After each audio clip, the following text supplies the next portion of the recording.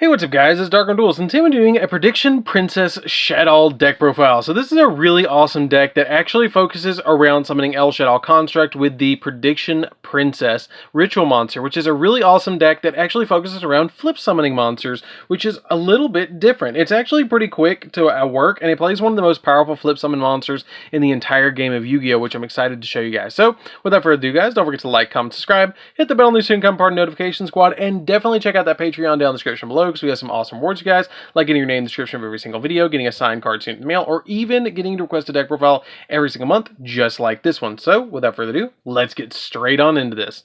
So first off, we're going to be playing 3 copies of the Prediction Princess Ritual Monster. And what she does is, basically, she has the effect that when she's ritual summoned, you can, during the end phase, special summon 1 flip effect monster from your hand or graveyard in face down defense position. And then once per turn, during either player's turn, you can target a face down monster and change it to face up attack, or during either player's turn, you can target a face down up monster and change it to face down defense. It lets you flip flop your flip effect monsters to get multiple effects off of them, which works with Shaddolls because all of them are flip effect monsters, which is really cool. Then what I was mentioning earlier, which is one of the most powerful flip effect monsters in the entire game of Yu-Gi-Oh, is 2 copies of Pot of the Forbidden. Now it's a little impractical in any deck besides this one, because this deck can actually turbo it out with some of your Prediction Princess monsters like Kornrama, but it has the ability that has 3 or 4 actually banned effects, previously banned effects on banned cards, which is really cool, which is why it's called Pot of the Forbidden. But if it's flip face up, you can activate one of the effects to draw 2, which is Pot of Greed's effect, return all spells and traps on the field to the owner's hand, which is Giant Trunade, destroy all monsters your opponent controls, which is Raigeki, which is now 1. At the time when it was released, this card that was banned. Or look at your opponent's hand and also shuffle 1 card from their hand into the deck. I think that's the Forceful Sentry? I think that's Forceful Sentry, but don't hold me to that. Or no, Confiscation takes a card and discards it. I think it's the Forceful Sentry, but you guys can comment down below and let me know. Then we play a single copy of Morphing Jar, which is the baby version of Pot of the Forbidden, and it lets you draw 5 cards by discarding your entire hand when it's flip face up, and then it makes both you and your opponent do that, which is pretty good for disruption if your opponent has searched cards that they need, and it's just really good to special summon this card to your side of the field and fill your hand right back up. 3 copies of Prediction Princess Kornrama. Kornrama is really good in this deck too, because when she's flip face up, you can special summon a level 3 or higher flip effect monster in your hand or deck in face down defense position, and also you cannot activate monster effects for the rest of the turn except for Prediction Princess monsters. That's fine, because you're usually just going to special summon your Pot of the Forbidden face down and then be able to flip flop it face up and face down with your copy of the Prediction Princess Ritual Monster during your turn, which is really good. So you can get its effect off multiple times. We then play 3 copies of Manju of the 10,000 Hands. Manju of the 10,000 Hands is really good in here too, because what this card does is it lets you, when it's normal summon, add a ritual monster from your deck to your hand or a ritual spell from your deck to your hand, which is going to get you a lot of pluses off. We then play 2 copies of the Shaddoll Windy. Shaddoll Windy, really quick upkeep thing about all of your Shaddoll monsters, you can only activate either their flip effect or their sent to graveyard effect once per turn, or either or. You can't activate both of them in the same turn. So the flip effect is that when she's flip face up, you can special summon a Shaddoll monster in your deck in face up or face down defense. And if she's sent to the graveyard, you get to special summon a Shaddoll monster in face down defense from your deck. Then we play 1 copy of Shaddoll Ariel. Shaddoll Ariel, when she's flip face up, you get to target 1 banished Shaddoll and special summon it to your side of the field in defense position, which works well with our Re-Shaddoll Incarnation. And then we play, when she's flip face up, or when she's sent to the graveyard, you send 3 cards from your graveyard and banish them, or 3 cards from either graveyard and banish them, which is really cool. 1 copy of Shaddoll Beast. I just play 1 Beast in this deck because you can just recur it a bunch. But when it's flip face up, you draw 2 and then discard 1, or if it's sent to the graveyard, you get to draw a card. 1 Dragon, which is a compulsory evacuation device. If it's flipped, which sends or targets a card on your opponent's side of the field and puts it back in their hand. And if it's sent to the graveyard, then you MST a card on your opponent's side of the field by popping it with like a spell or trap. Then we play 2 copies of Squamata. Squamata, when it's flip face up, it's a man-eater bug. It destroys a monster on the field. And when it's sent to the graveyard, it's Foolish Burial and sends another Shaddoll to the graveyard. 1 copy of Hedgehog. Hedgehog lets you add a Shaddoll spell or trap from your deck to your hand. And if it's sent to the graveyard by a card effect, you get to add a Shaddoll monster from your deck to your hand, which is really cool. So if it's flip face up, you get the spell or trap. If it's sent to the graveyard, you get the monster.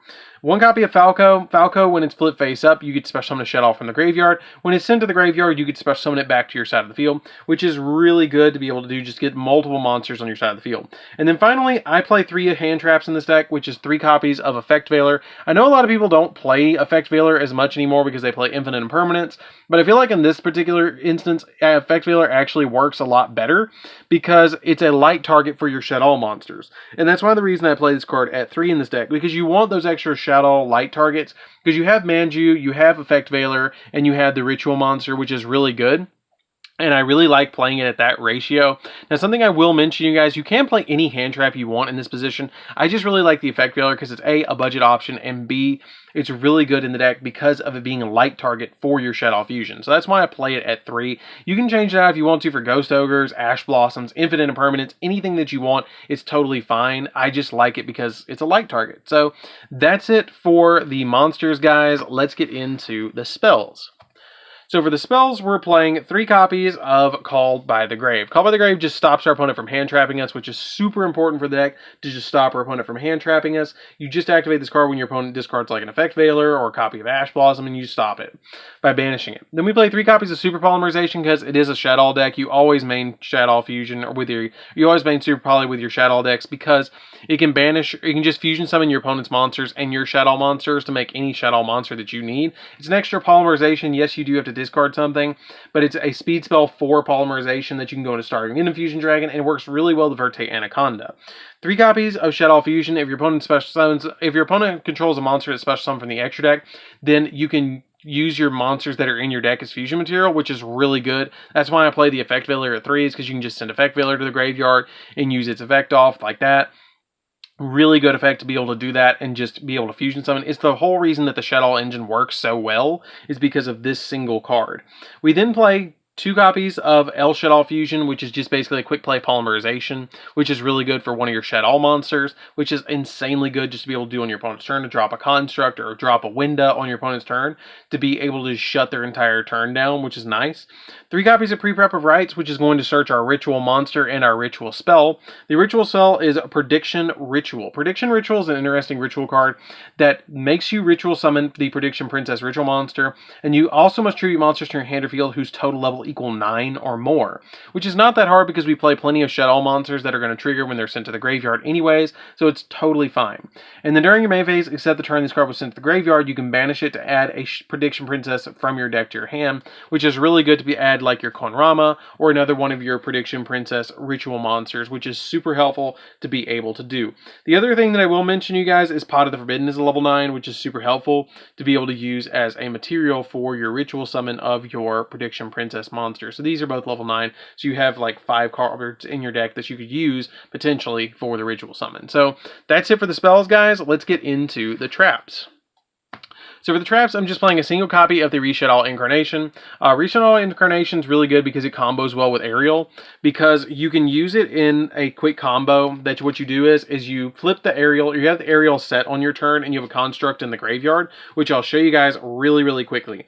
If you have the construct in hand, or not in hand, you can never have construct in hand, but if you have the construct in graveyard and you have this in graveyard that you sent off of the construct, you can set your Aerial face down, banish these 2 from the graveyard, and then flip this face up by this effect. She's then going to trigger and special summon your construct back to your side of the field, because she lets you target a banished Shaddoll in your graveyard, or banish Shaddoll and put it back on your field, which is super nice to be able to do to get your Shaddolls back and recover them.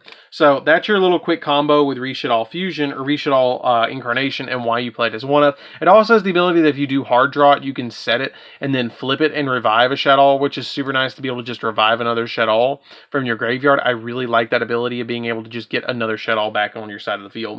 So that's it for the main deck, guys. Let's get into the extra deck.